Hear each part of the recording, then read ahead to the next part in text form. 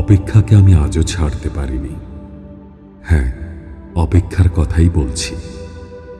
ভালোবাসার রক্তিম ধারালো স্নিগ্ধ ছোঁয়ায় এ হৃদয় থেকে এক এক করে ছেড়ে গেছে সব লোভ, হিংসা, ক্রোধ, অহংকার, স্বার্থপরতা, সবকিছু।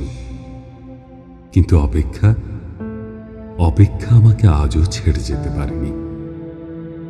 আমি ভালোবাসার জন্য সব কিছু ছেড়েছি, শুধু অপেক্ষা ছাড়া।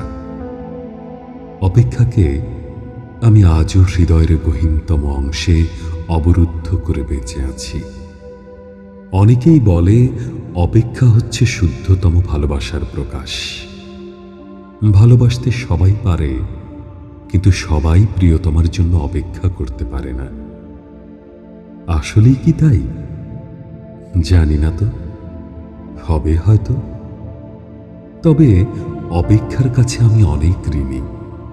প্রিয়তমার জন্য অপেক্ষা আমাকে পাখির মতো সহজ হতে শিখিয়েছে, শিশুর মতো অনাবিল হতে শিখিয়েছে, আকাশের মতো বিশাল হতে শিখিয়েছে, ফুলের মতো স্নিগ্ধ সুন্দর হতে শিখিয়েছে।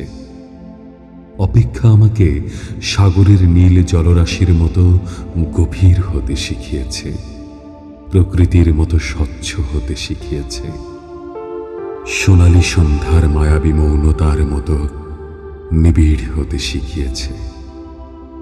শেষ পর্যন্ত অপেক্ষা আমাকে কবিতার মায়াবী অনিন্দ্য ভুবনের কাছে নিয়ে গেছে। হৃদয়ের মধ্যে প্রতি মুহূর্তে অপেক্ষাকে পুষে রাখা কি কঠিন, অথচ আমি সেই কাজটিই করে যাচ্ছি প্রতি মুহূর্তে, কি নিদারুণ আনন্দের সাথে। আহ, অপেক্ষা, তুমি কত বেদনার্দ্র সুন্দর,